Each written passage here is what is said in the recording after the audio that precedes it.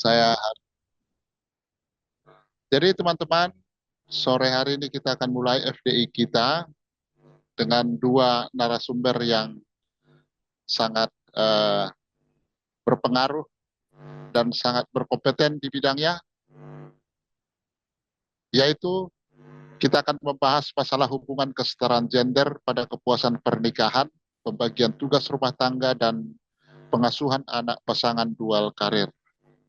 Teman-teman sekalian dan para peserta FDI, kebutuhan rumah tangga yang meningkat dari waktu ke waktu menjadi salah satu faktor sehingga kedua pasangan suami istri bekerja dalam sebuah rumah tangga. Baik suami maupun istri harus bekerja, dan di satu sisi memang kalau kedua orang ini bekerja, ekonomi mereka bisa lebih stabil dan mapan, tetapi di sisi lain juga memiliki tantangan yang cukup besar, di mana pasangan suami istri harus menjalankan peran yang tambah selain mengurus keluarga, tapi juga harus bekerja. Inilah kemudian yang menjadi persoalan selain daripada adanya bias gender, di mana selama ini perempuan dianggap bertanggung jawab mengurusi urusan rumah tangga, si suami fokus kepada pekerjaan, padahal mereka sebetulnya sama-sama bekerja. Nah, pembagian tugas rumah tangga ini merupakan salah satu faktor juga mempengaruhi kepuasan pernikahan bagi kedua belah pihak. Maka teman-teman, pada kesempatan ini kita ingin melihat bagaimana kaitan antara kepuasan pernikahan, pembagian tugas rumah tangga, khususnya dalam pengasuhan anak pada dua orang atau pasangan yang sama-sama bekerja. Ini yang mau kita bahas pada sore hari ini dengan menghadirkan dua narasumber kita yang akan saya perkenalkan satu persatu. Silakan Miss tampilkan slide-nya yang pertama. Narasumber kita yang pertama adalah Ibu Dr. Riana Sahrani, MC Psikolog. Beliau adalah dosen tetap Fakultas Psikologi Universitas Tarumanegara. Pendidikan S1 dilakukan di UI dengan judul skripsi kepuasan pernikahan, perkawinan, dan intimasi pada pasangan dari 3 tahap perkembangan. S2 juga di alma mater yang sama, membahas wisdom related knowledge pada lansia. Pada tahap doktoral, Ibu Riana juga dilakukan di Universitas Indonesia, menulis mengenai peranan refleksi, strategi refleksi, dan pengalaman hidup sulit terhadap kebijaksanaan. Nah, beliau pakar di bidang psikologi positif, juga di bidang wisdom, reflection, dan difficult life experience. Publikasi beliau bisa dilihat di Google Scholar, link yang ada di depan kita. Selamat datang Ibu Riana, selamat sore. Ya, selamat sore Pak Raja. Terima kasih banyak Pak. Baik Ibu Riana, narasumber kita yang kedua, teman-teman, adalah Mbak Sarah Srihartati Sitanala, SIKOM, MC. Pendidikan beliau dimulai dengan meraih gelar bachelor degree dalam studi ilmu komunikasi, khususnya dalam public relation di The London School of Public Relations Jakarta ya. Kemudian beliau pernah juga belajar bidang singing bowl practitioner hingga level 3, dan pada 2023 hingga sekarang beliau menjalani studi master degree khususnya di bidang psikologi perkawinan, psikologi keluarga di Universitas Tarumanegara. Pengalaman kerja Mbak Sarah pernah sebagai founder dan communication specialist sampai sekarang ya di Cocoa Communications, khususnya bidang industri estetik. 2017 hingga 2018 menjadi Director of Sales and Marketing PT Beauty bidang importir dan distributor. 2018 hingga 2019 menjadi brand manager di PT DT Pedik Estetika. 2019 sampai 2022 menjadi direktur di PT Unison Medika Jaya. Dan sejak 2022 hingga hari ini tetap menjadi direktur di PT Sukses Bersama Setiawan. Inilah narasumber kita yang kedua. Selamat sore Ibu Sarah.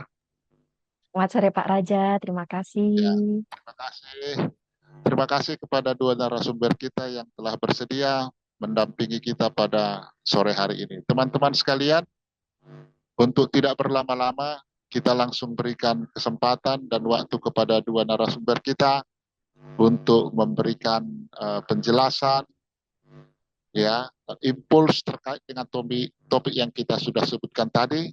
Dengan ini kami berikan waktu Ibu Riana dan Mbak Sarah. Silakan, Ibu dan Mbak Sarah. Baik Pak, terima kasih. Ibu Riana, boleh saya izin mulai atau Ibu ada prolog dulu Bu? Tidak ada. Silakan Sarah. Baik, terima kasih Ibu. Ma, Saya izin share presentasi. Apakah sudah terlihat? ya sudah Sarah. Sudah, baik. Em, Selamat sore Pak Raja, Ibu Riana, Kak Hartina, dan juga rekan-rekan semua. Terima kasih untuk kesempatan pada sore hari ini. Saya Sarah Srianta Silanala. Sore hari ini saya akan membagikan sekilas informasi dari tesis yang saya lakukan dengan bimbingan dari Ibu Riana. Berjudul Hubungan Kesetaraan Gender dalam Pembagian Tugas Rumah Tangga dan Pengasuhan Anak dengan Kepuasan Pernikahan pada Pasangan Dual Karir menggunakan metode systematic review. Nah, sedikit latar belakang, pasangan dual karir ini mulai muncul sejak edukasi dan juga peluang kerja untuk perempuan mulai terbuka. Berdasarkan informasi yang saya baca itu dari tahun 1960-an. Dan di zaman sekarang itu keluarga pasangan dual karir merupakan struktur keluarga yang cukup banyak ditemukan gitu ya di banyak masyarakat. Latar belakang yang mendorong pasangan ini beraneka ragam, seperti yang tadi sempat diberikan prolog oleh Pak Raja, mulai dari kepuasan pencapaian pribadi atau jenjang karir ya, atau juga kebutuhan ekonomi, atau bisa juga keduanya gitu untuk pencapaian pribadi dan juga didorong oleh faktor ekonomi.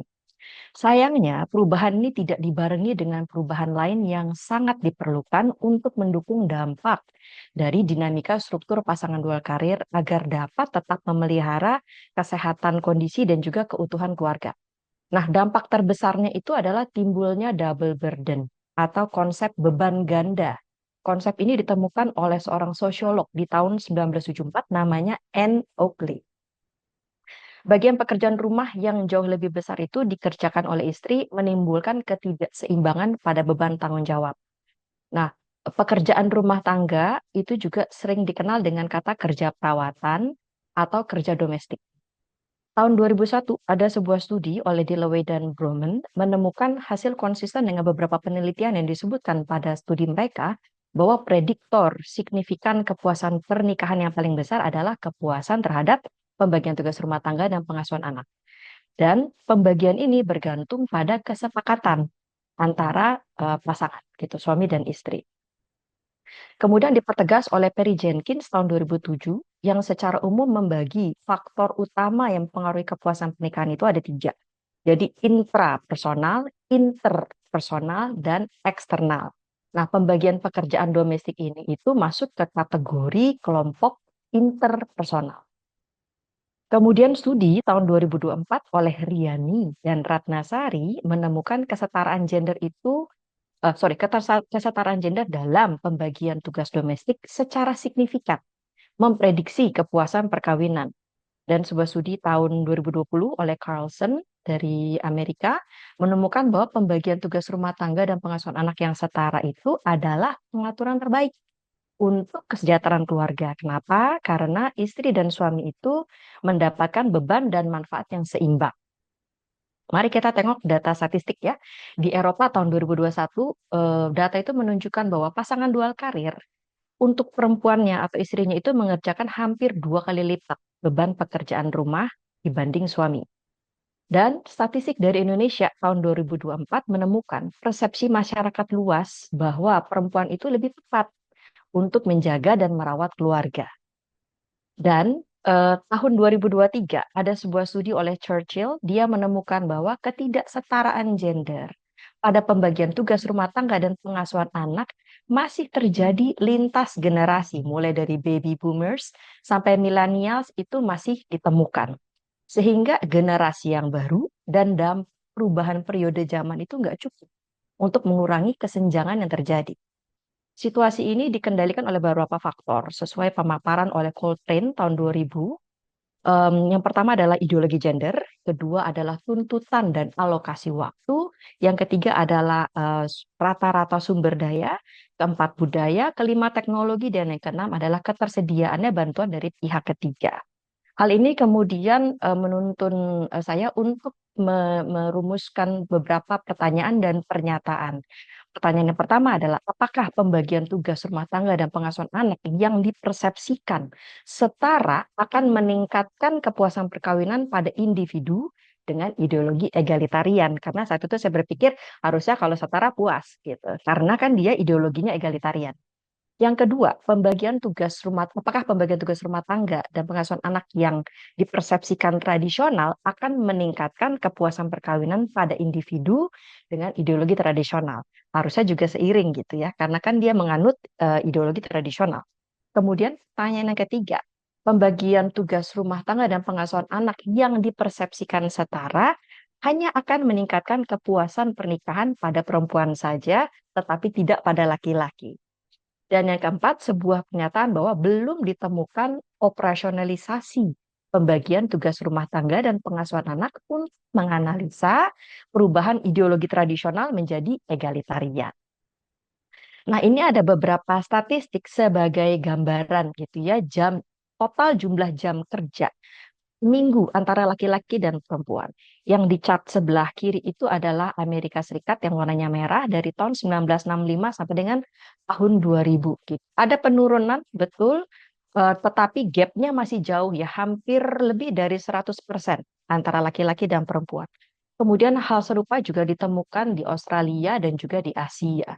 Yang paling signifikan saya temukan itu khususnya di Jepang. Gapnya antara beban kerja laki-laki dan perempuan itu sangat signifikan. Bisa dilihat tahun 2012 sampai 2014 istri itu persentasenya 72%, sedangkan suami sebanyak 21%, sisanya itu adalah dari pihak ketiga.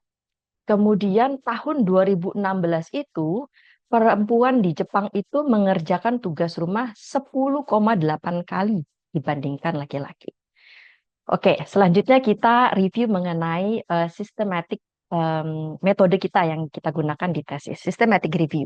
Nah, systematic review ini kita mengikuti panduan dari Prisma. Prisma tahun 2020, jadi yang terbaru. Prisma itu singkatan dari The Preferred Reporting Items for Systematic Reviews and Meta-Analysis. Kami mengekstrak studi dan artikel dari 3 database, yaitu PsycInfo, PubMed, dan juga Science Direct di bulan Mei tahun 2024. Nah, kemudian kami mengerucutkan terminologi pencarian atau search terms-nya dengan variasi kata-kata dan menggunakan Boolean operator dan. Ada 6, yaitu gender equality, household labor, childcare, marital satisfaction, dual earner, dan juga dual career. Nah, Bu Rana dan saya menggunakan systematic software, namanya Ryan. Dia memang khusus systematic review yang memiliki fitur AI. Kita menentukan, ada 3 tahapan. Yang pertama adalah deduplikasi, karena kita ekstrak data dari 3 database, pasti akan ada data yang tumpang tindih. Jadi deduplikasi dilakukan, kemudian tahap kedua adalah screening berdasarkan abstrak dan judul, kemudian yang ketiga adalah screening berdasarkan full text.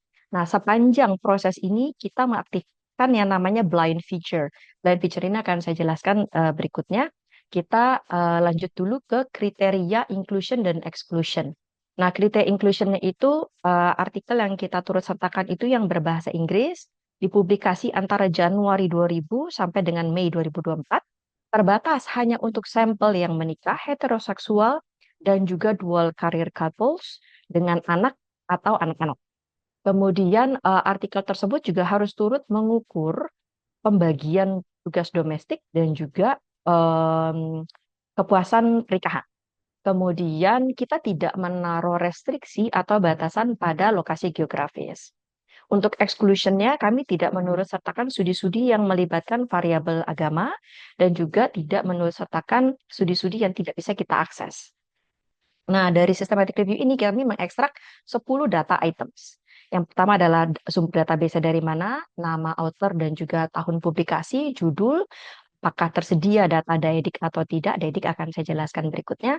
Jumlah partisipannya, kemudian rata-rata jumlah jam kerja per minggu, rata-rata usia partisipan atau sampel, kemudian rata-rata durasi pernikahan, jumlah anak dan juga usia anak, serta level edukasi. Nah, ini adalah flowchart-nya dari hasil systematic review itu. Kita mengidentifikasi 757 artikel dari 3 sumber database tadi ya.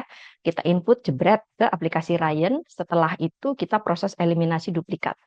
Kemudian Ibu Riana dan saya melakukan screening judul dan abstrak dari 558 artikel dengan menggunakan tool Blind.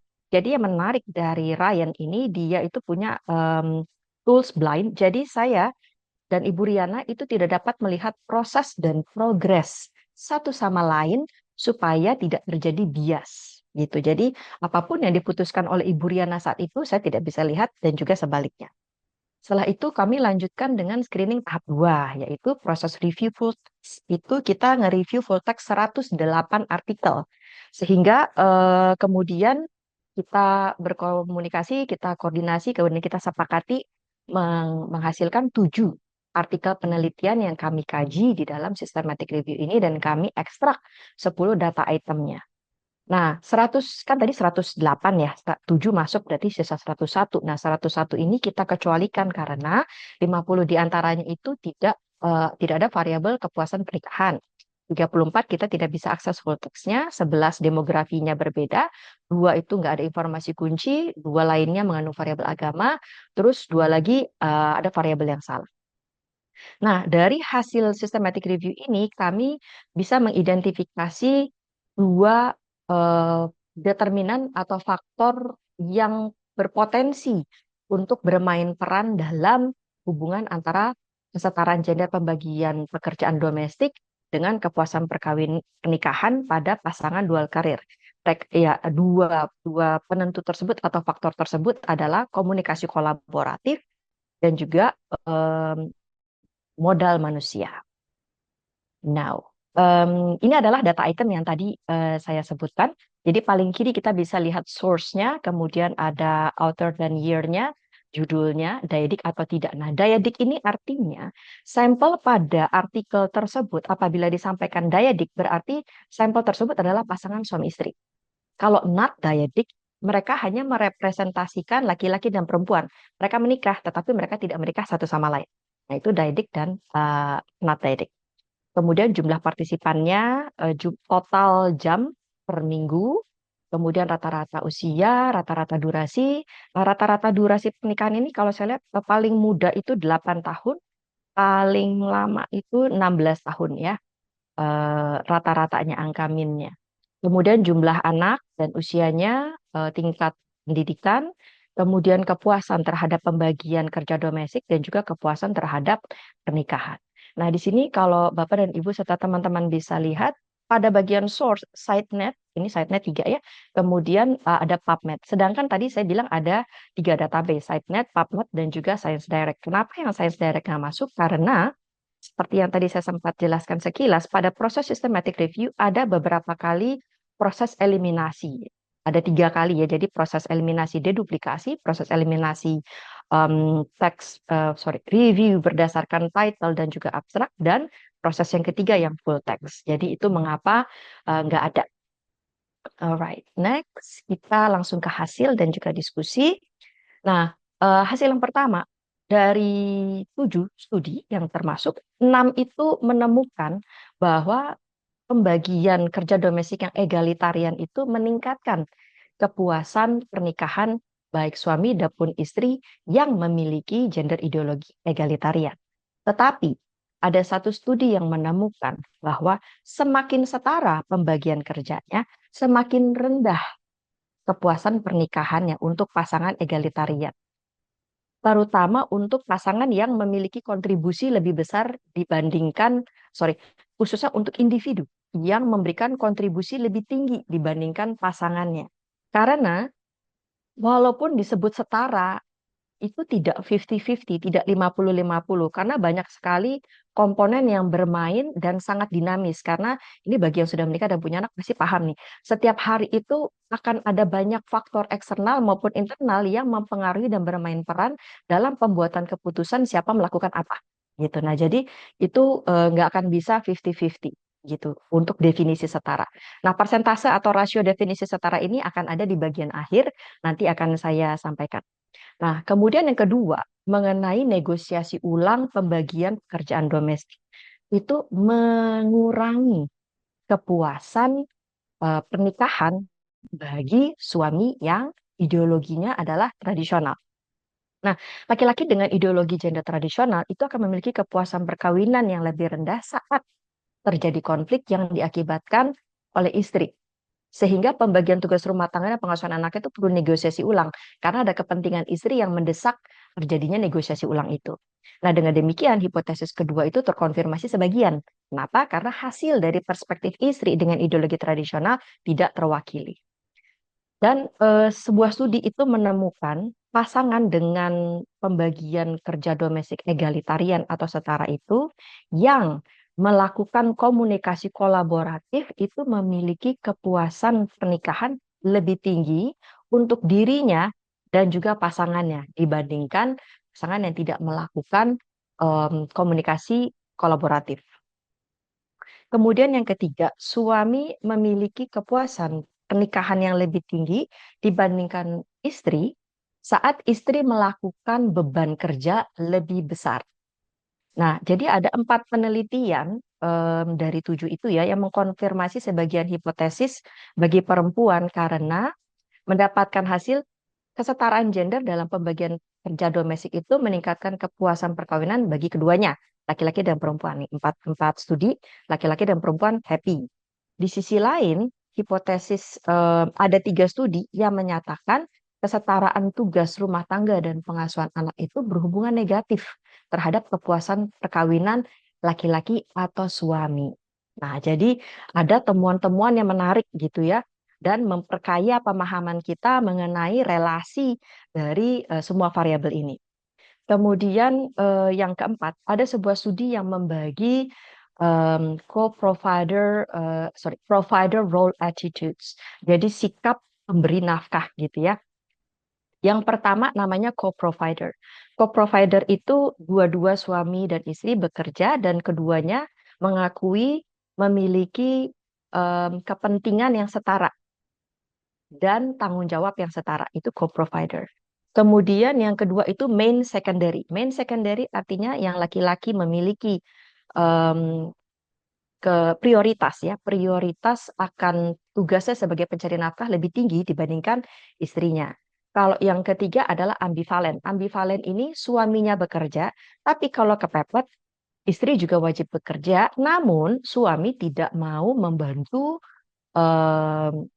membantu kerjaan rumah dan pengasuhan anak, itu ambivalen.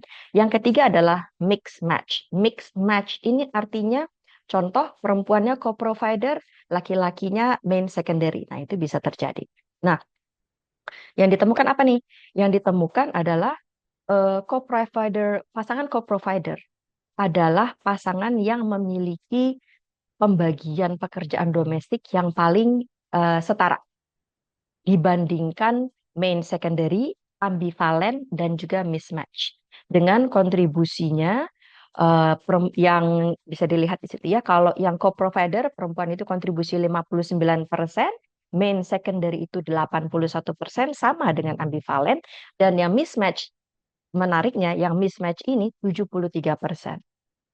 Nah, sehingga di sini ditarik kesimpulan bahwa sumber eh, modal manusia yang nanti akan bisa lebih saya jelaskan lebih detail dan lebih jelas pada slide berikutnya, modal manusia itu yang adalah tingkat pendidikan, jumlah pendapatan, jumlah jam kerja per minggu, dan juga jabatan atau occupational prestige cenderung seiring dengan provider role attitudes atau dia punya cara pandang mengenai pembagian kerja.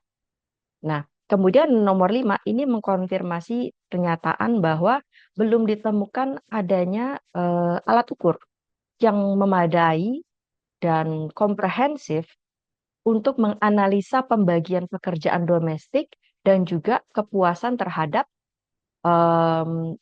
kepuasan terhadap pembagian tugas tersebut dan pernikahan. Oke.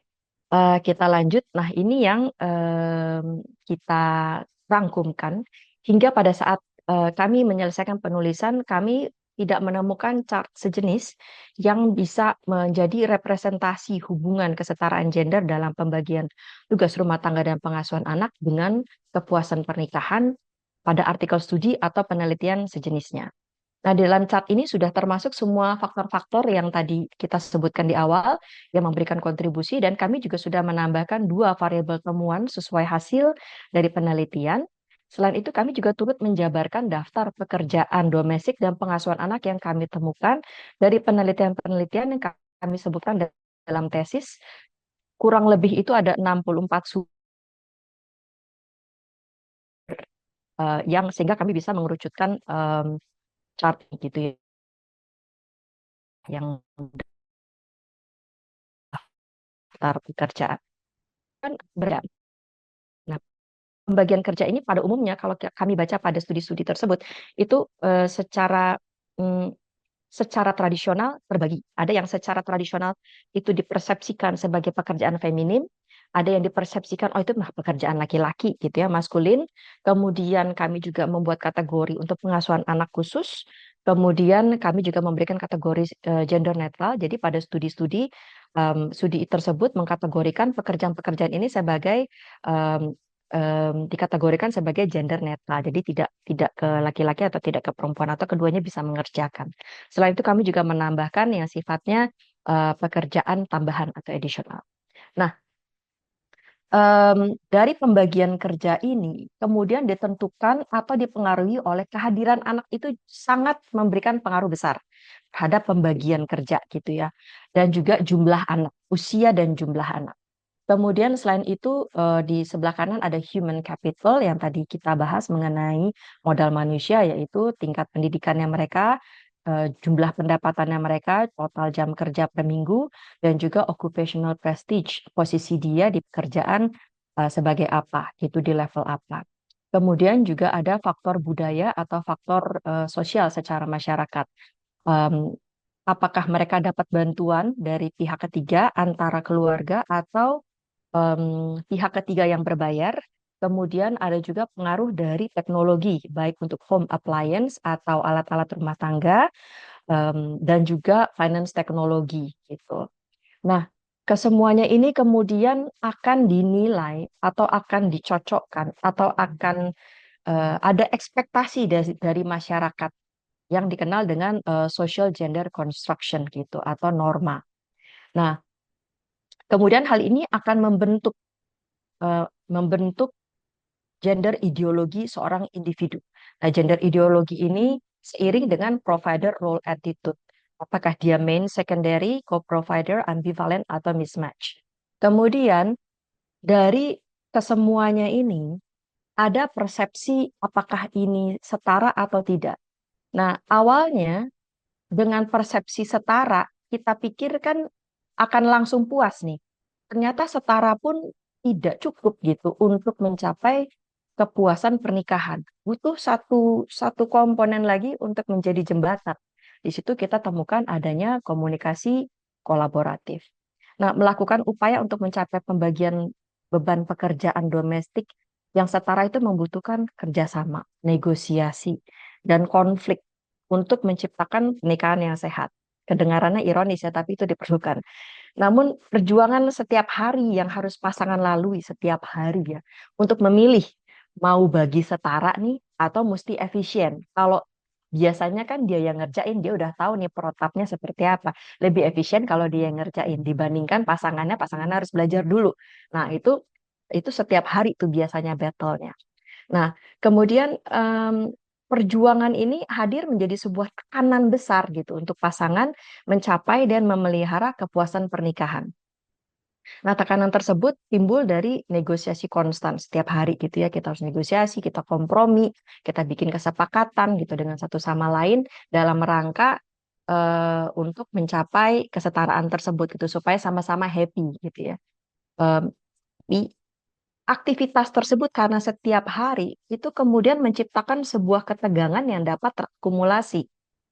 Nah, dengan adanya identifikasi dua faktor tambahan tadi ya dari systematic review ini dapat menambah pengetahuan dan pertimbangan gitu bagi pasangan untuk menavigasi tantangan ini.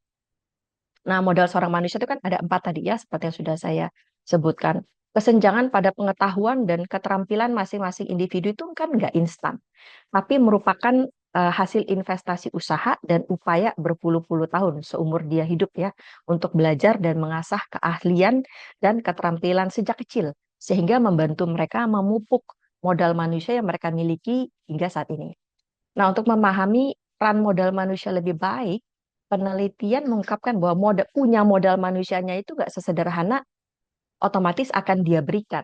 Jadi ada sebuah penelitian yang menemukan ada pertanyaan di mana pasangan itu atau seorang individu dia tidak menggunakan modal manusianya di rumah. Dia gunakan modal manusianya di sekolah, kemampuan dia nih, skill set dia gunakan di pekerjaan. Maaf, di pekerjaan dia gunakan, tetapi skill set tersebut tidak dia gunakan di rumah. Contoh, dia adalah seorang finance CFO gitu misalnya, ya, bagian finance director. Di kantor dia sangat jago gitu mengelola budget, tapi begitu sampai di rumah dia berikan kepada istrinya untuk mengelola budget. Nah, jadi punya modal manusia itu tidak serta-merta kemudian akan otomatis mereka akan gunakan juga di rumah. Jadi ada pasangan-pasangan yang menonaktifkan atau meredupkan aspek relevan dari kepribadian mereka dan juga pengetahuan mereka dan keterampilan mereka begitu mereka tiba di rumah. Gitu. Itu adalah salah satu temuan yang menarik dan saya rasa cukup relevan gitu. Saya pernah dengar kisah-kisahnya seperti itu. Nah, sedikit saya tambahkan mengenai komunikasi kolaboratif. Kolaboratif tidak dijabarkan dalam tesis, tapi saya merasa saya memiliki tanggung jawab untuk menjelaskan gitu komunikasi kolaboratif itu apa.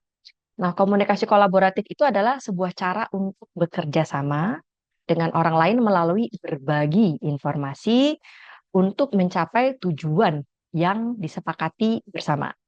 Nah, untuk mencapai kerjasama ini harus didahului oleh dialog, gitu, ya, harus ada komunikasi. Nah, dialog itu akan lebih efektif apabila dilakukan dalam kondisi yang menarik dan menyenangkan. Bahan bakarnya harus kuat karena dialog itu akan lama biasanya dan berulang-ulang dan melelahkan, gitu. Jadi, keinginan untuk mengeksplorasi dan mau tahu itu harus tinggi satu sama lain. Nah, supaya bisa kolaboratif mencapai kesepakatan, maka satu sama lain itu perlu untuk menghargai dan mendukung otonomi masing-masing. Paling sederhana itu dengan latihan mendengarkan gitu ya, sebelum kita ngomong kita dengerin.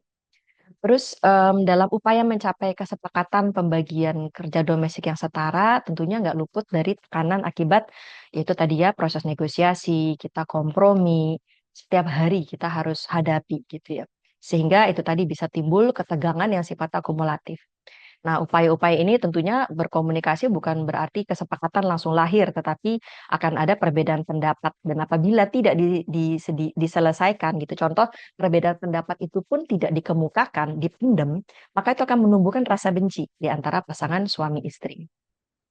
Nah, si komunikasi kolaboratif ini dengan teknik-tekniknya bisa membantu pasangan untuk menjaga kepuasan pernikahan dan kesehatan hubungan mereka gitu. Dan pembagian pekerjaan domestik dilakukan setiap hari ya, bersifat dinamis tadi yang sempat saya sampaikan juga dan juga kompleks. Karena banyak faktor dan kondisinya berbeda-beda setiap hari. Jadi jangan ragu untuk mengulang proses komunikasi kolaboratif ini setiap kali diperlukan. Dan satu lagi yang saya temukan proses komunikasi kolaboratif ini kan tidak mudah gitu ya. Jadi bisa menyepakati reward satu sama lain apabila apa yang diinginkan itu dapat dicapai sehingga ada sesuatu yang ditunggu-tunggu. Oke, berikutnya adalah conclusion dan juga rekomendasi. Nah, ini yang saya sampaikan mengenai setara. Setara itu rasionya berapa sih?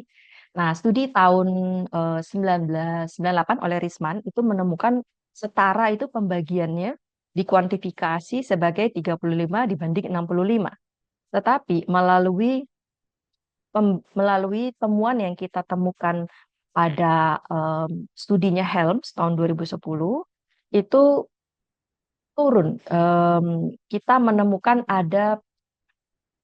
jadi di antara dua itu saya tambahkan sekarang itu dari tahun 98 ke 2010 maka yang dikatakan setara itu adalah 38 dibanding 62. Itu rata-rata antara Risman sama Helms gitu ya tahun 1998 dengan 2010 berdasarkan angka tersebut. Nah, em, kemudian kami merekomendasikan bahwa menturut sertakan modal manusia dan juga komunikasi kolaboratif untuk menganalisa pembagian tugas domestik dan juga kepuasan pernikahan itu bisa membantu alat ukur itu mendapatkan hasil yang lebih konklusif. Kemudian tentunya dua faktor baru ini perlu diuji kembali melalui studi primer. Kemudian yang keempat, kami merekomendasikan sebuah program untuk memperkenalkan dan melatih anak-anak atau remaja dalam tugas untuk latihan gitu ya. Bagaimana sih memiliki rumah tangga gitu, membereskan kamar sendiri. Itu kan sebenarnya sapu, ngepel, nyuci gitu kan bukan pekerjaan perempuan, tapi setiap manusia yang memiliki kehidupan sebaiknya memiliki skill tersebut gitu ya. Dan itu bisa dicoba diajarkan ke anak-anak tentunya disesuaikan dengan range usia gitu ya. Dan bisa mencoba menanamkan nilai bahwa pembagian kerja itu sebaiknya dilakukan dengan rasa menghormati satu sama lain dan juga kesadaran pentingnya untuk melakukan pekerjaan bersama-sama. Dan menurut kami penting untuk ditemukan sebuah alat ukur yang komprehensif untuk membantu mengidentifikasi dan juga menganalisa perubahan.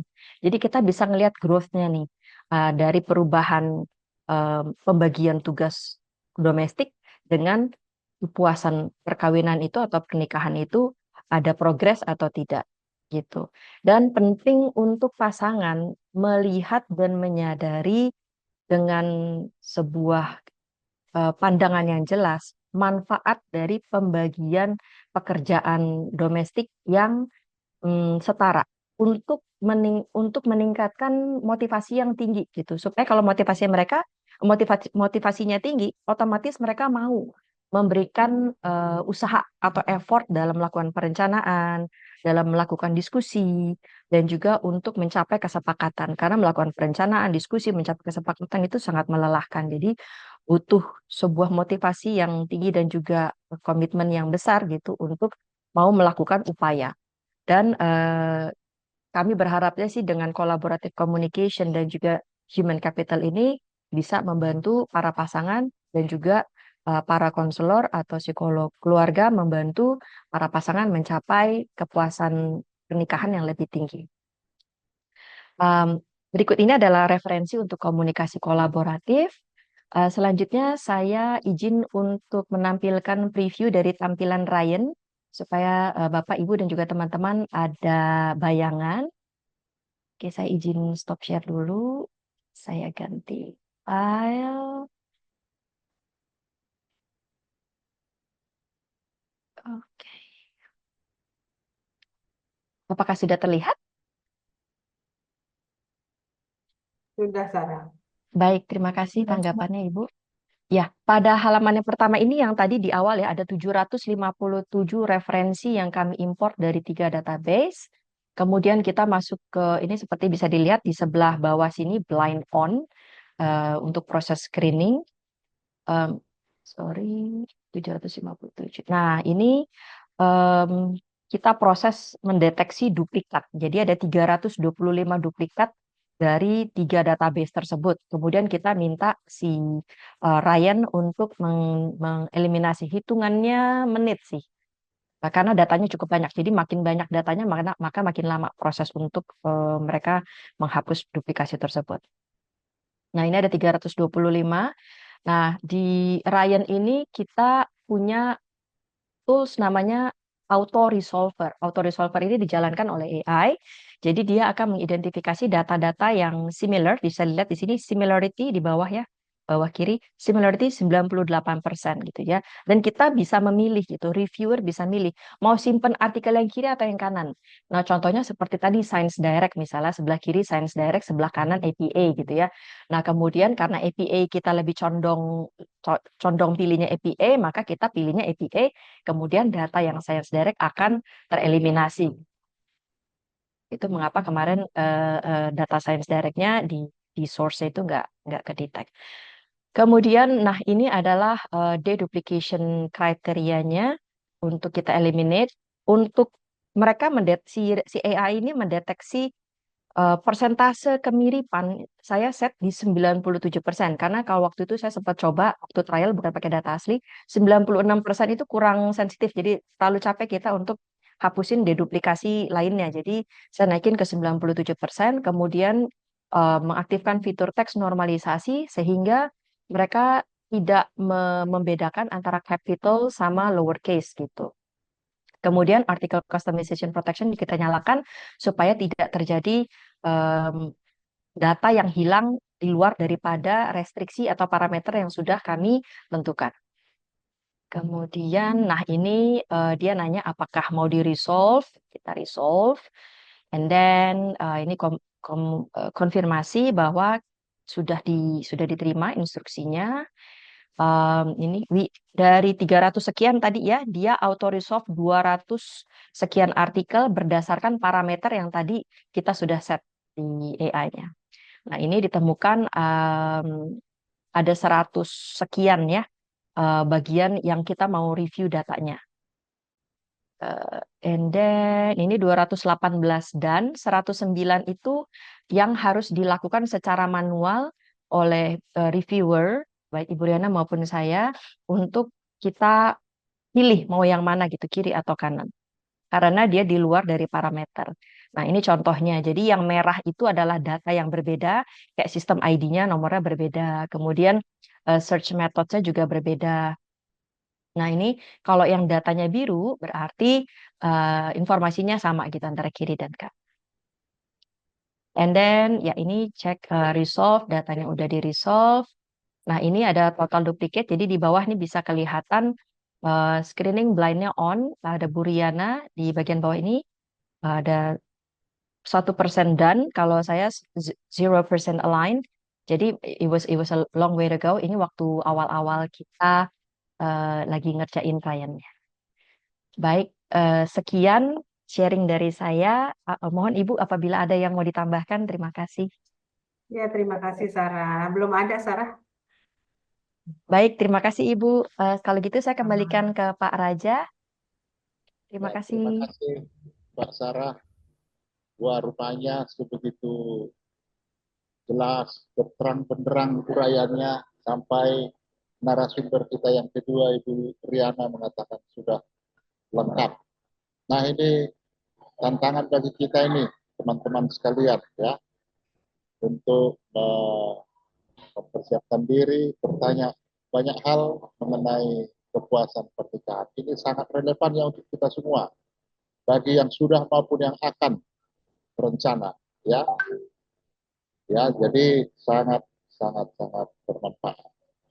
Baik teman-teman, sekali lagi kita tepuk tangan untuk kedua narasumber kita, tepuk tangan yang meriah, ya, sangat sistematis uraiannya dengan tahapan-tahapan yang jelas, ya, jarang-jarang ada ya analisa tesis ya dengan model review ya seperti ini. Jadi ini menjadi inspirasi bagi teman-teman ya yang akan membuat penelitian.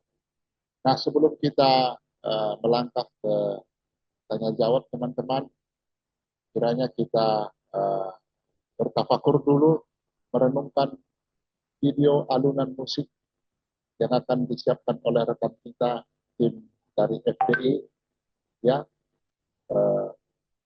Sartina dan teman San mungkin sudah siap, boleh diputarkan. Terima kasih.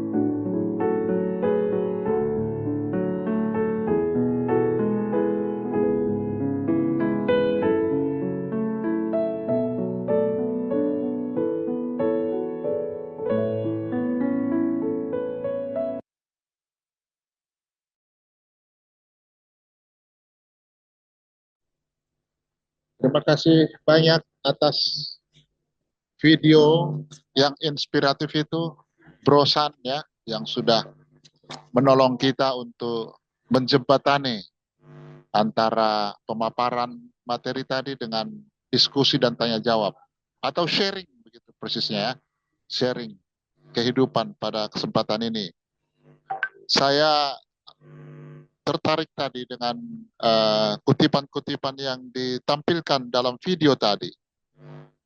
Satu yang saya lihat relevan dengan tema kita pada sore hari ini adalah good life is good relationship. Luar biasa itu, sangat relevan menurut saya ya. Ya, relationship, hubungan, relasi antara suami istri merupakan satu prasyarat atau katakanlah tonggak penting untuk bisa meraih kehidupan yang baik juga. Ya, jadi luar biasa. Berelasi berarti hidup yang baik. Ya, karena memang pasangan yang sudah dipilih ini juga perjuangan, sehingga seperti tadi oleh Martin Koe mengatakan ya, kekuatan yang paling besar dimiliki orang adalah ketika dia mampu memilih. Maka ketika orang mampu memilih pasangan hidupnya, menurut saya itu perjuangan yang sangat besar. Dan itu satu langkah yang sudah kita menangkan dalam hidup ini. Karena banyak orang tidak berani untuk memilih dan tidak mampu untuk memilih. Ya, itulah teman-teman menjadi hal yang saya lihat sangat relevan untuk tema kita sore hari ini. Nah, walaupun demikian, saya beri kesempatan kepada Anda. Ya, jadi teman-teman nanti mohon maaf pertemuan kita yang lalu kesannya seperti tergesa-gesa. Saya pikir waktu itu sudah habis pertanyaan, rupanya masih ada segudang lagi, tapi saya tidak dengar. Saya tidak dengar sapaan dari Miss Hartinah waktu itu ya, mohon maaf ya.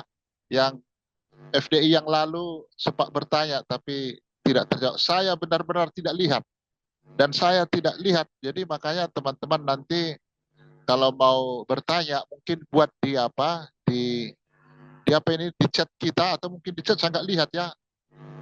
Jadi sehingga kelihatan atau raise hand kelihatan ya. Jadi untuk pertemuan kita ini tenang saja, semua akan diakomodir.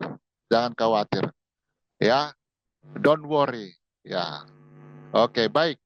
Sudah ada kawan kita, Ibu Tenisha Parinta, silakan, Mbak Siap, Bapak. Tenisha. Terima kasih Pak Raja untuk kesempatannya. Ya, Terima kasih baik. Mbak Sarah dan Bu Riana. Menarik sekali. Tadi saya lihat terakhir itu ada perbandingan rasio kesetaraan. Ya, diambil dari dua studi di tahun 98 dan di tahun 2010. Sampai akhirnya mendapatkan kesimpulan sekitar 60-60 ya kalau kita ini kan Mbak. Eh, untuk laki-laki 40, untuk perempuan 60. Pertanyaan saya adalah, apakah rasio ini bisa diterapkan untuk semua rumah tangga dengan eh, usia anak yang berbeda-beda? Karena kan kalau tentu kita tahu kalau bayi sampai anak-anak itu kan lelahnya itu berbeda ya dibandingkan punya anak dengan usia yang mungkin sudah masuk remaja begitu. Terima kasih. Silakan tanggapannya Mbak Sarah dan Muriana. Terima kasih. Terima kasih, Ya, Mbak terima Tia. kasih. Ya, boleh langsung ditanggapi kalau Boleh, sudah. saya langsung Ya, tanggapi, Pak. ya, boleh. Silakan, Baik. Pak. Soalnya kadang Pak Raja suka ngumpulin tuh. Iya, jadi kalau dikumpulin nanti takutnya tercecer itu. Oh Jadi iya, sekarang baiklah. begitu pertanyaannya keluar langsung disergap gitu supaya tidak Siap, tercecer. saya tangkap, Pak. Baik, baik. Terima kasih, Pak Raja. Terima kasih, Bu Tenisia. Baik, rasio ini sebenarnya saya sampaikan sebagai perwakilan dari progres eh, 3% kalau saya lihat gitu ya peningkatannya dari tahun 90-an ke tahun 2000-an karena kan kita udah beda abad jatuhnya ya. Hanya untuk merepresentasikan itu. Saya sendiri khususnya Indonesia di mana faktor budaya sangat kental. Jadi apakah rasio tersebut bisa diterapkan? Jawabannya agak luas, bisa jadi bisa atau bisa pun tidak. Karena walaupun contoh sederhana ya, sukunya sama aja, gitu ya, sukunya sama. Biasanya kan punya kebudayaan yang sama. Latar belakang pendidikan sama, semua kurang lebih sama. Tapi mereka adalah tetap dua individu, empat individu gitu. Contoh dua pasangan kita bandingkan. Mereka tetap memiliki dinamika keluarga yang berbeda. Jadi rasio tersebut bisa diterapkan kalau memang keluarga itu merasa rasio tersebut adalah rasio rata-rata yang nyaman buat mereka dan meningkatkan kesejahteraan keluarga mereka, of course.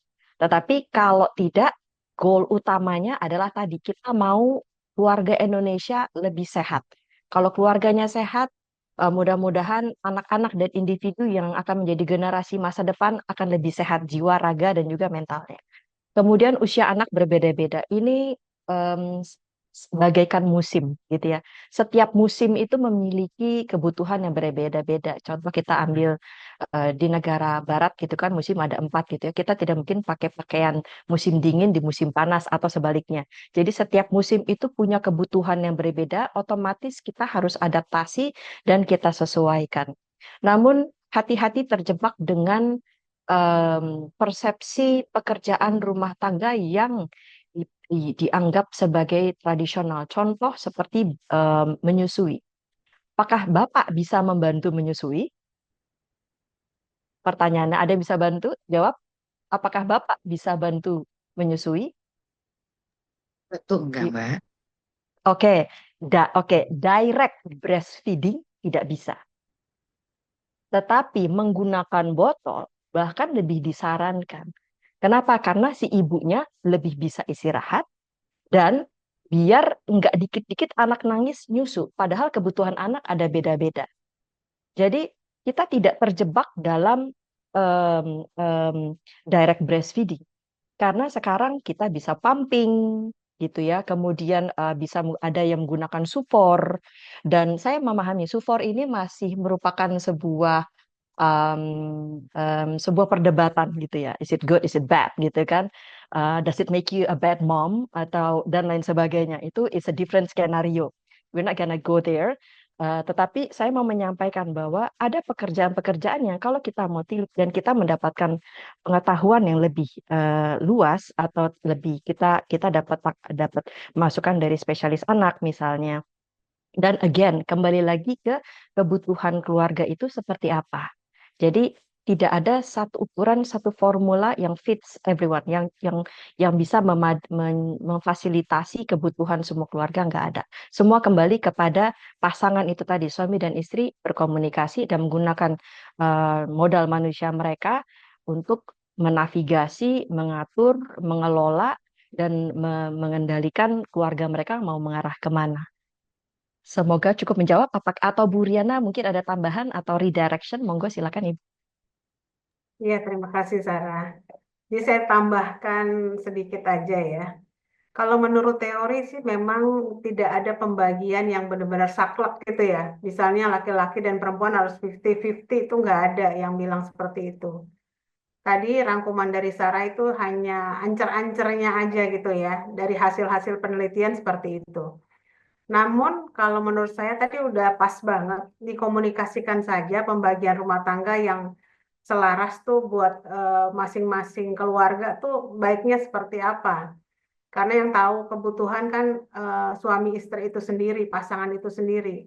Jadi misalnya suami itu harus menyadari bahwa menjadi ibu rumah tangga itu bukannya tidak bekerja ya.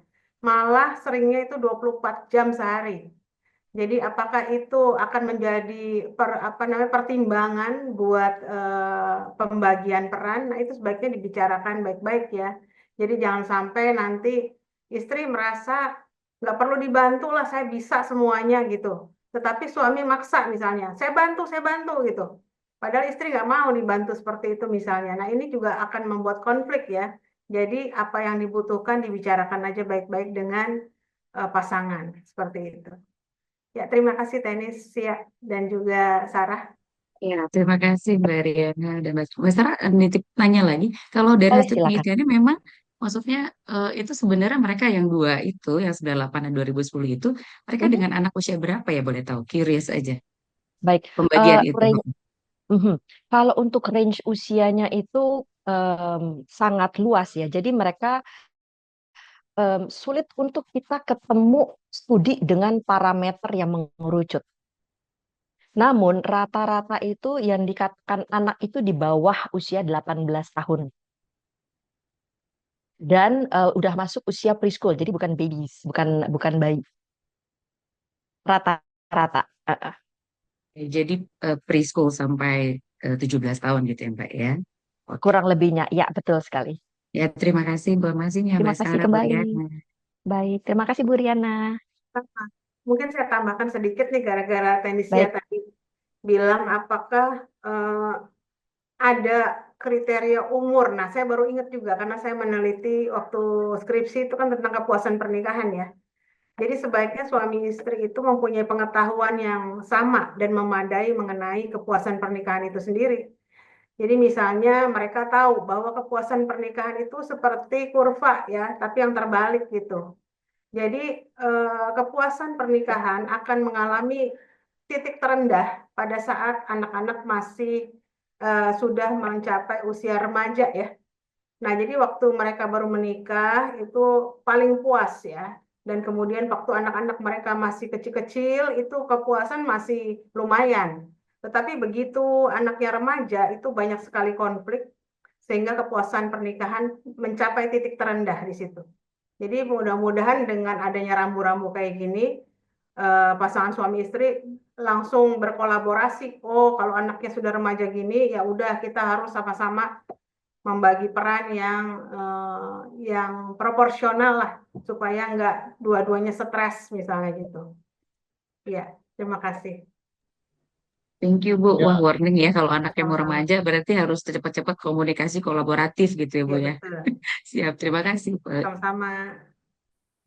ya. Jadi menarik juga ya kalau melihat penelitian ini. Ya, kalau pada awal-awal pernikahan begitu tinggi kepuasannya, dan kita bayangkan nanti kalau sudah anak itu menikah semua dan pasangan semakin tua, semakin mesra lagi ya, sepertinya begitu. Kembali lagi seperti Betul sedia Pak, kala. meningkat kembali Semoga Pak. ya, iya. Jadi sebagian sudah mungkin kita alami sekarang itu ya. Jadi dulu masih rame-rame, sekarang sesudah menjelang umur 60 tinggal berdua lagi di rumah. Siap-siap nanti ya, karena Anda sudah dewasa dan punya agenda masing-masing. Ngajak makan bersama aja udah susah. Tunggu, saya masih ada acara ke sana katanya. Ya, jadi oke. Terima kasih sekali lagi. Penanya yang kedua, Mbak Aurora, silakan Mbak. Terima kasih Pak Raja. Mau bertanya nih pada Mbak Sarah ya, mau Bu Riana. Tadi menyambung yang Mbak Tenesia juga, sebenarnya itu yang 38% sama 62%. Nah, itu tuh berarti Bu, dan Mbak, itu tuh jadi kalau misalnya alat ukurnya mengacu pada situ, husbandnya 38%, terus si istrinya 62%, itu berarti dinyatakan puas gitu ya dua-duanya, atau kayak gimana sih? Terus udah gitu tuh kayak karena saya awam ya sama alat ukur si kepuasan keluarga itu kan, dia bentuknya tuh kayak gimana. Terus dia dia itu kayak memang harus diukur keduanya baru dinyatakan dua-duanya puas, atau kalau misalnya salah satu aja bentuknya, atau kayak gimana sih? Misalnya si husbandnya aja gitu, di penelitiannya tuh husbandnya yang menyatakan puas atau istrinya, apa keduanya gitu kan. Sama tadi menarik juga yang Bu Riana omongin kalau misalnya kepuasan keluarga itu kalau anaknya sudah remaja, itu kata Bu Riana kan apa kepuasan pernikahan itu menurun. Itu tuh karena apa aja ya Bu? Kalau anak remaja gitu kan, biar bisa antisipasinya tuh karena apa ya Bu? Gitu. Terima kasih.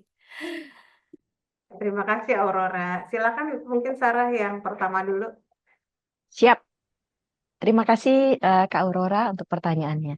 Jadi secara teoritis, kan saya saintis ya, jadi jatuhnya secara teoritis nih. Secara teoritis dengan angka 3862 berdasarkan penelitian tahun 2010, maka kita bisa kategorikan itu setara berdasarkan teori. But again, kita manusia hidup itu kan sangat dinamis gitu. That's why saya suka dengan psikologi keluarga karena nggak pernah ada habisnya gitu. Jadi kita bisa ngambil pola umum.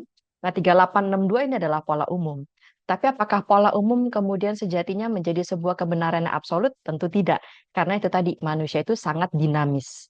Again, 3862 bisa dijadikan ancar-ancar, tadi seperti yang Bu Riana sampaikan, dan bisa dijadikan dasar diuji untuk diuji apakah angka ini relevan dan valid untuk alat ukur. Nah, saya ngerti menggunakan alat ukur itu sangat menyenangkan ya karena bentuknya statistik dan bisa diprediksi gitu. Tetapi untuk psikologi keluarga dan dalam scope variabel yang saya teliti ini, sayangnya saya belum bisa menemukan pola yang sebegitu rigid, nggak bisa kaku gitu. Semoga cukup menjawab. Kemudian kalau untuk kepuasan pernikahan, menurut saya harus dua-duanya diukur karena kan kita menikah satu sama lain gitu. Jadi kepuasan itu harus merepresentasikan kedua individu tersebut gitu. Kemudian kalau saya boleh ikut komentar mengenai kepuasan pernikahan yang menurun saat sudah remaja, kalau saya suspek pasangan pada saat timbulnya anak, biasanya anak itu ditaruh di tengah di antara suami dan istri. Sehingga suami dan istri ini lupa bagaimana menjalankan perannya sebagai suami dan istri karena prioritasnya utama hanya ayah dan ibu. Sehingga begitu elemen ketiga ini diambil hilang, maka mereka adalah ayah dan ibu, tetapi lupa bagaimana menjadi suami dan istri terhadap satu sama lain. Kalau bayangannya saya begitu, tapi saya bisa jadi sesat. Jadi saya kembalikan kepada Ibu Riana. Terima kasih. Iya, Sarah sudah di jalan yang benar, tidak tersesat ya.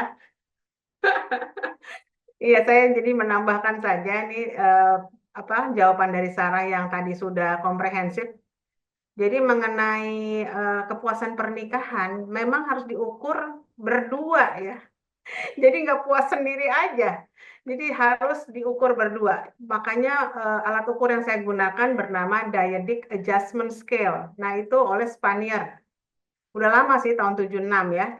Nah, ini kendalanya memakai alat ukur ini karena harus berdua. Ini susahnya setengah mati ya. Karena kalau istrinya nggak mau ngisi, ya otomatis data suaminya nggak kepake. Jadi harus dua-duanya, pasangan suami istri ya. Jadi bukan istrinya orang lain dipasangkan dengan suaminya orang lain.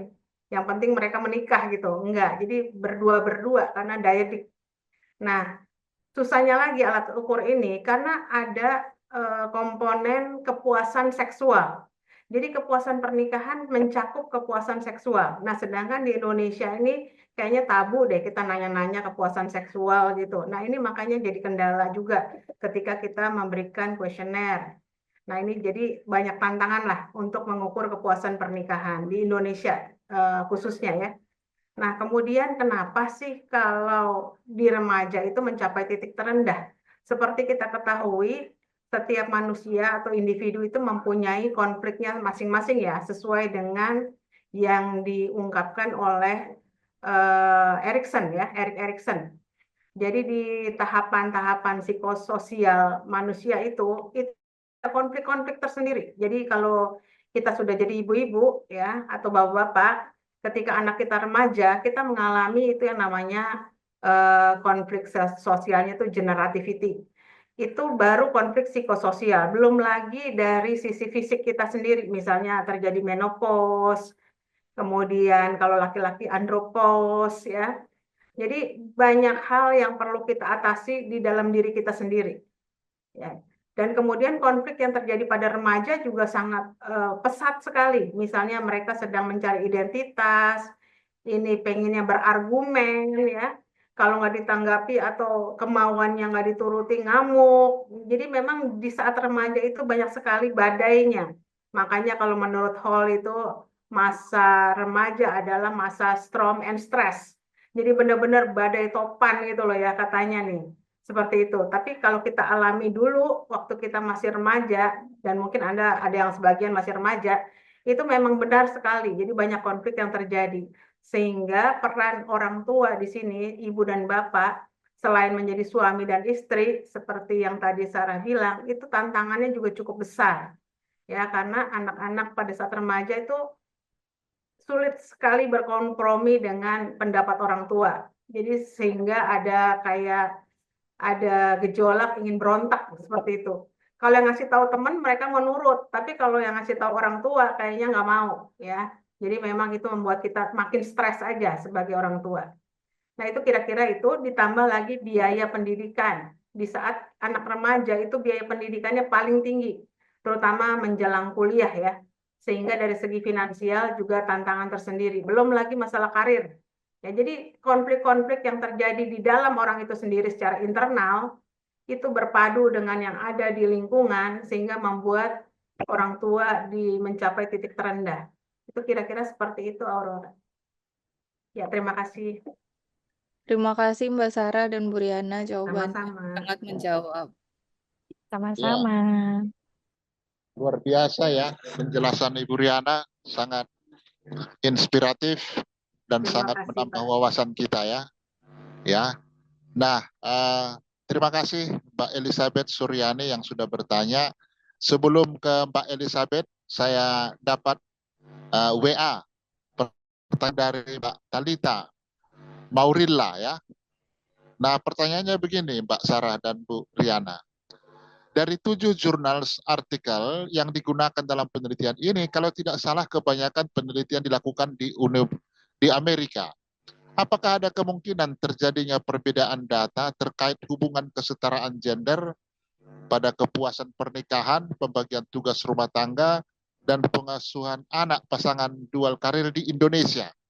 Jadi mereka Mbak Talita mau ingin penjelasan bagaimana dengan di Indonesia, kira-kira begitu. Ya, kalau mau digabungkan dengan penanya kedua boleh ya. Nanti siapa tahu sekali tembak dua kena gitu ya jawabannya. Silakan Mbak, silakan. Iya, selamat sore Mbak dan Yuriana. Sore. Sore. Tadi mau nanggepin yang pertanyaan Aurora juga sih. Jadi itu untuk alat tesnya berarti dites di waktu yang bersamaan gitu. Jadi maksudnya si pasangan itu eh, duduk bersamaan berhadapan atau bisa misalnya eh, si suaminya dulu nih dikasih, baru nanti mungkin selang selang berapa jam baru si istrinya.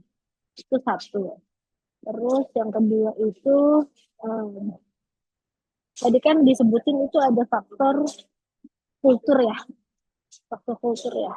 Eh, Gimana kalau misalnya ketemu pasangan yang eh, kulturnya itu patriarkinya tuh sudah sangat mendarah daging gitu. Jadi mau bagaimanapun juga buat dia eh,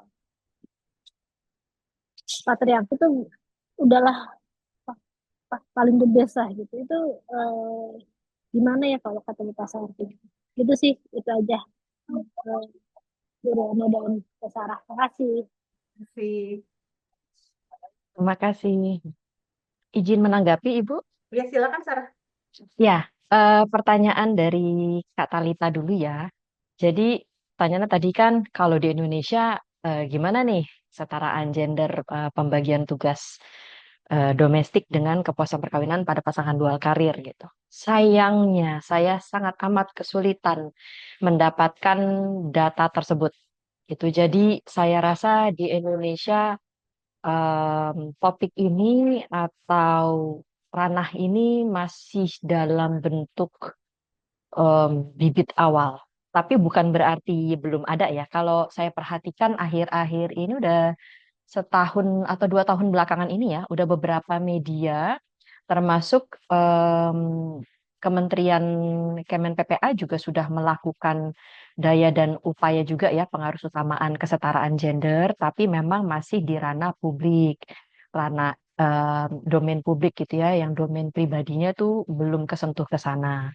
Karena di ranah publik sendiri pun Indonesia itu masih urutan ratusan gitu dari di atas 100 lah. Waktu itu saya pernah lihat di laporan Economic Forum seluruh dunia gitu, saya sempat lihat kita masih jauh. Jadi di ranah publik saja kesetaraan gender itu masih jauh, apalagi di ranah pribadi. Dan jadi sayangnya saya tidak bisa menunjukkan data mengenai kesetaraan gender pembagian pekerjaan domestik di Indonesia terhadap kepuasan perkawinan. Dan memang betul, 7 studi tersebut semuanya sampelnya orang Amerika gitu. Apakah cukup menjawab Kak Talita atau ada sebelum saya ke Kak Elizabeth atau ada pertanyaan follow up? Oke, cukup clear sih dari saya, Mbak Sarah. Baik, mungkin bisa menjadi inspirasi judul tesis berikutnya. Ada yang Kebetulan bingung? psikologi keluarga juga. Nah, iya boleh nanti Japri ya. Melanjutkan. Baik, terima kasih pertanyaannya Kak Talita. Izin menjawab untuk yang Kak Elizabeth. Tesnya itu untuk studi ini sifatnya terpisah, jadi bukan model duduk bareng kerja kelompok gitu, enggak. Tetapi masing-masing suami dan istri ditanya pada sesi yang terpisah. Kemudian apabila kita memiliki pasangan patriarki dan patriarkinya mendarah daging gitu ya, udah paling nggak ada yang lebih benar daripada patriarki, itu gimana kalau dapat pasangan seperti itu? Kalau dari saya kembali lagi, bagaimana dengan misalnya yang patriarki adalah si B gitu ya, yang pasangannya A. Nah, tergantung bagaimana A kemudian memahami ideologi gender tradisional atau patriarki itu seperti apa. Kemudian akan menimbulkan perilaku seperti apa. Apakah kamu nyaman dengan perilaku seperti itu? Kemudian karena kan pada saat kita mau menjalankan komitmen berkeluarga, maka itu seumur hidup. Jadi pastikan kita sadar betul kita ini siapa, kita mau apa. Nah, kalau kita tahu kita siapa, kita mau apa, lebih mudah untuk kita memutuskan apakah orang ini tepat untuk saya, apakah saya bisa menjaga komitmen saya dan memberikan usaha saya untuk menavigasi dan juga menikmati hubungan keluarga yang nanti kita akan miliki. Jadi kembali kepada kedewasaan kita berpikir, pengetahuan kita yang meluas, dan tanggung jawab kita pada saat kita membuat keputusan. Kalau dari saya seperti itu, saya sekarang lanjut ke Bu Riana, mungkin bisa menanggapi yang Talita tadi, Bu. Atau kalau nggak ada tambahan, silakan. Ya, Terima kasih, Bu. Terima kasih Sarah, Lalita, dan Elis ya yang bertanya tadi ya. Jadi kalau mengenai penelitian-penelitian, barusan saya searching juga ya, memang kalau di Indonesia itu jarang banget ya yang meneliti mengenai rumah tangga seperti ini suami istri. Ada sih, tapi nggak yang mendalam sekali gitu. Kenapa demikian? Karena budaya kita itu sangat terkait dengan rasa malu ya. Rasa malu. Jadi misalnya pepatah bilang, jangan mencoreng arang di muka sendiri. Nah, ini masa kita mau ungkit-ungkit, mau umbar-umbar permasalahan kita dalam rumah tangga ya. Jangankan suruh ngisi kuesioner, udah langsung negatif. Ini mau nanya apa sih Mbak? Gitu ya. Jadi karena masalah rumah tangga itu adalah masalah yang sangat sakral dan milik berdua. Kalau bisa gitu kalau di Indonesia ya. Jadi sebaiknya jangan sampai orang lain tahu. Kecuali film Ipar Adalah Maut ya, itu kisah nyata katanya ya. Jadi itu udah diumbar juga. Tapi kalau menurut budaya Indonesia itu pantang membicarakan masalah rumah tangga kepada orang lain ya. Itu budayanya seperti itu. Jadi kita rukun-rukun aja, kita baik-baik aja, pada dalamnya berantakan ya kan. Nah itu seperti itu. Kemudian pengaruh agama sangat kental sekali di Indonesia. Kalau menurut agama yang saya anut ya, tolong koreksi nanti ya, yang beragama sama nih, bahwa agama saya Islam. Jadi kalau laki-laki adalah nakoda, imam ya, panutan bagi istri. Jadi istri mau kerja nggak apa-apa, yang penting suaminya kerja. Karena suami adalah panutan atau nakoda dalam rumah tangga. Sedangkan istri kalau mau membantu boleh, tetapi kalau nggak mau kerja juga silahkan. Nah ini juga berpengaruh ya terhadap pembagian rumah tangga ya. Jadi ini perlu didiskusikan sesuai dengan agama, keyakinan, budaya ya. Kalau mengenai yang tadi patriarkal ya, itu juga tergantung orangnya. Karena saya melihat juga banyak orang yang budayanya sebenarnya patriarkal, tetapi suaminya itu sangat lemah lembut ya, dan juga sangat mengalah. Jadi ini sekali lagi budaya ini memang biasanya kita udah bilang, oh suku ini pasti patriarkal nih, suku yang ini berarti lebih ke arah ibu nih. Tetapi ternyata kalau kita lihat per individu itu bisa beda banget ya. Katanya orang Padang itu yang lebih dominan istrinya, tapi saya banyak melihat istri-istri dari orang Padang nggak begitu, nggak dominan. Jadi ini tergantung orangnya semua juga ya. Nah, maka dari itu karena tergantung orangnya, marilah kita berdiskusi antara suami dan istri supaya mencapai kesepakatan. Karena penelitiannya memang masih jarang ya mengenai ini di Indonesia terutama. Makanya kayak Sarah nggak dapat yang di Indonesia ya, lebih banyak yang di luar negeri. Betul, Ibu. Iya, ya terima kasih. Silakan Pak Raja. Ya, terima kasih Ibu Riana dan Mbak Sarah. Ya, ini menjadi tantangan bagi kita ya, karena memang tantangannya berat sekali. Selain tantangan religius, juga tantangan kultural dan tantangan sosial dan seterusnya ya. Tapi menurut saya memang ini menjadi tantangan bagi kita khususnya yang hadir pada sore hari ini. Bagaimana kita bisa berperan lebih jauh lagi dan berhasil membuat penelitian nanti yang sama seperti di Amerika ya demi kebaikan kita sendiri yaitu Ya, jadi bagaimana kita bisa memperbaiki situasi keluarga Indonesia, katanya menjadi Indonesia emas tahun 45, keluarga emas dan seterusnya. Kalau kita tidak teliti mulai sekarang, dengan meneliti kita akan bisa memperbaiki dan menghindari hal-hal yang kurang baik. Sekali lagi terima kasih kedua narasumber kita yang luar biasa. Tidak terasa waktu berputar terus ya. Wah, luar biasa. Yang jelas, saya mau menagih, apakah ada pertanyaan yang masih tercecer? Kalau tidak ada, maka maka boleh kita uh, akhiri. Ya, ada satu lagi nih. Selamat sore Bu Riana dan Pak Sarah. Pertanyaan saya, bagaimana membangun komunikasi kolaboratif? Wah, mungkin bisa dijawab uh, Pak Sarah, walaupun tadi sudah dijelaskan ya, tapi mungkin bisa dibuat lagi rangkumannya. Terima kasih. Iya, Baik, terima kasih. Silakan Sarah. ya, terima kasih. Halo Kak Runa. Jadi kalau sudah sulit untuk berkomunikasi kan berarti stagnan ya. Sedangkan jalur untuk maju itu melalui komunikasi.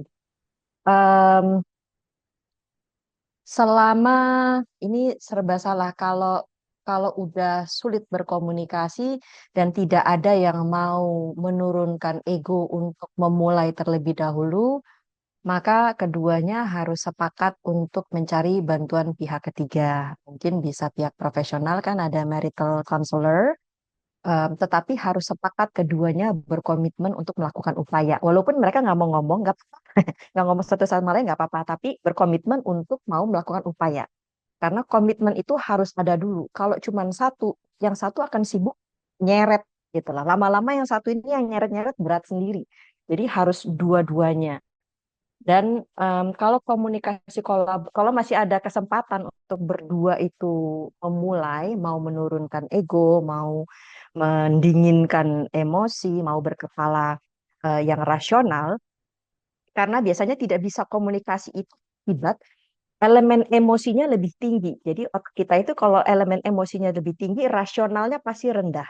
Jadi cara naikin rasional kita kan bisa mencapai kesepakatan begitu kita bisa ada sedikit ada kuota rasional yang cukup gitu untuk mereka bisa berpikir dengan sebuah kejernihan. Maka emosinya mesti dikurangin, rasionalnya dinaikin. Kemudian itu tadi yang saya sampaikan bahwa komunikasi kolaboratif itu harus menarik dan menyenangkan. Kenapa? Karena komunikasi kolaboratif itu melelahkan, mengambil energi kita, draining kita, menguras energi kita, dan biasanya lama gitu ya kalau kita mau resolve sebuah masalah. Untuk itu kita bisa menciptakan situasi menarik dan menyenangkan. Contoh, lingkungannya di mana nih? Kita mau ngobrol, jangan pergi ke restoran yang berisik ya kan? Udah susah ngobrol, restorannya berisik, teriak-teriakan, tambah emosi yang ada. Jadi, terus yang kedua, apakah di rumah tempat yang tepat untuk berkomunikasi? Contoh misalnya ada anak, apalagi kalau anaknya masih kecil, dikit-dikit mah, pah, gitu. Kemudian banyak interupsi. Jadi continuity-nya pun jadi terputus. Akibatnya mood yang sudah terbentuk, jadi mesti di-build up lagi dari awal. Jadi kata kuncinya adalah di situ tadi, jadi komitmen untuk berupaya, kemudian yang kedua harus menarik dan menyenangkan, yang ketiga masing-masing individu itu harus punya kesadaran betul mengenai komitmen dia sebagai perannya sebagai suami dan bapak, istri dan ibu dalam organisasi suami istri, dalam organisasi keluarga. Sadari peran kamu, sadari tugas dan tanggung jawab yang waktu awal menikah itu menyatakan ya dengan segenap hati, yaitu ya dengan segenap hati mohon dilakukan gitu. Dan mungkin em, bisa sambil, karena kan kita menurunkan emosi susah ya, jadi kita bisa mungkin kita berdoa, kita minta Tuhan gitu untuk membantu melunakkan hati kita, mengademkan pikiran kita sehingga kita bisa lebih bijak, lebih tenang untuk menyatukan perbedaan gitu. Dan untuk belajar mendengar. Nah, itu yang agak sulit kalau saya perhatikan ya. Kalau lagi ada konflik, ada ketegangan, ini mulut rasanya pengen merepet aja gitu. Nah, jadi mesti latihan siapa yang mau ngomong duluan, yang satu lagi dengerin sampai sudah selesai gitu. Tapi dengerin bukan pikirannya kemana-mana, tetapi benar-benar mendengarkan. Dan pada saat menjawab, jangan menjawab hanya untuk sekedar kamu setuju apa enggak? Ya udah. Itu kan sekedar menjawabnya sekedar. Tapi menjawablah karena itu berdasarkan pengertian kita terhadap apa yang disampaikan. Dasar komunikasi kan seperti itu. Bukan hanya pesan yang dilemparkan, tetapi pesan yang diterima, di-decoding, dipahami, kemudian dipahami konsekuensinya, kesepakatannya baru dijawab gitu. Jadi kalau dari saya kurang lebih seperti itu. Ibu Riana mohon diperbaiki kalau saya sesat. Tidak sesat. Terima kasih Sarah, udah Baik komprehensif, Ibu. udah kayak konselor pernikahan ini ya, udah cocok ya. Ya, Makasih Ibu. selamat sore. Ini ada Ibu Teti mungkin atau Ibu Herianti ya. Ini ada teman rekan dosen juga. Kemudian ada Runa. Ini Runa tadi bertanya yang dari Pekanbaru bukan? Iya, apa Iya, kabar Runa? Ibu. Iya, apa kabar Runa? Karena bimbingan Ibu Riana ini dulu. Iya, jauh sekali ya. Alhamdulillah. Terima kasih Runa. Jadi saya tambahkan aja nih dari Sarah. Jadi kepuasan pernikahan, kita balik lagi ke kepuasan pernikahan ya. Komponennya ada 3, yaitu intimacy, passion, dan komitmen.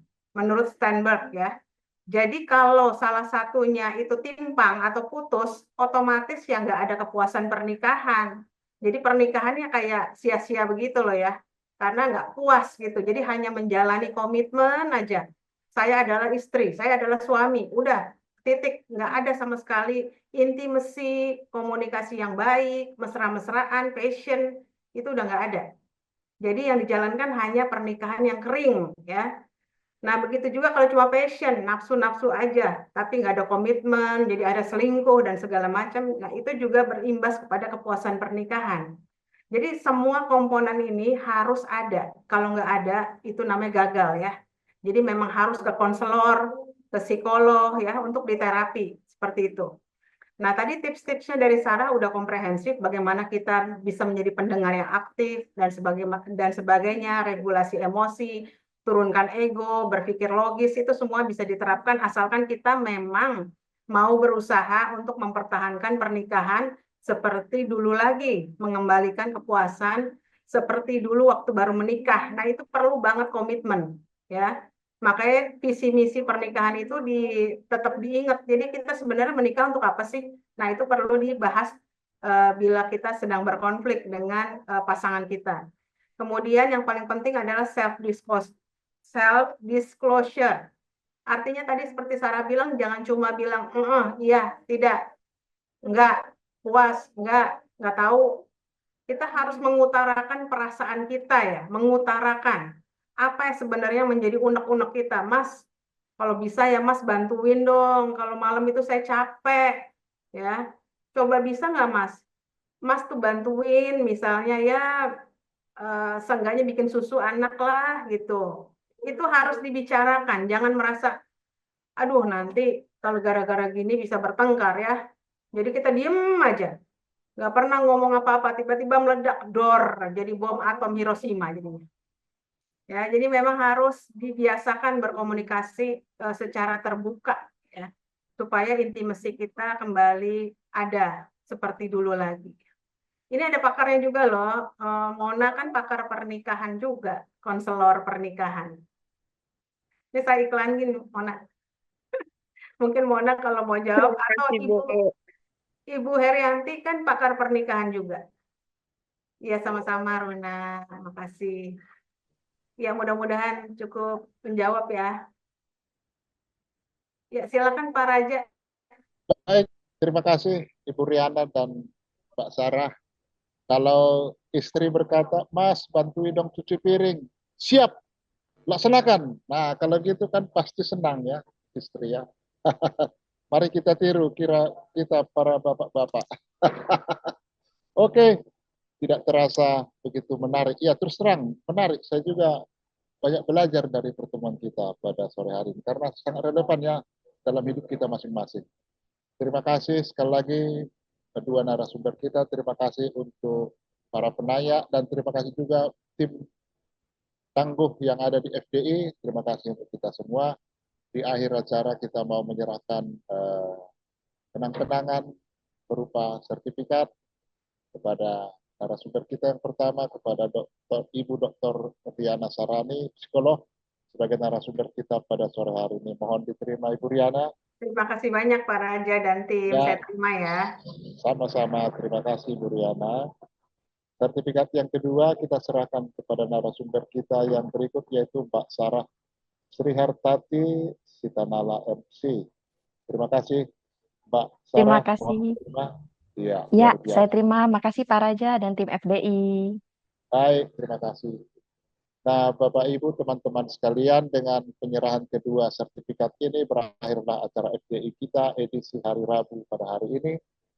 Kita akan hadir kembali FDI edisi berikutnya minggu depan, hari Rabu. Jangan lupa dan ikuti selalu linknya. Terima kasih untuk tim FDI, Bro San dan Miss Artina ya. Terima kasih semuanya. Selamat sore. Iya, terima kasih banyak Pak Raja. Terima kasih Pak Raja. Terima kasih Pak Raja. Ibu Terima kasih Pak Riana. Raja. Terima Terima kasih Bu Ya, Riana. Pak Raja, Terima Mbak kasih Bu Sarah. Sarah. Terima kasih Terima Pak kasih Jody. Terima kasih. Teman-teman. Tim Lip. Nah, Terima ya. kasih.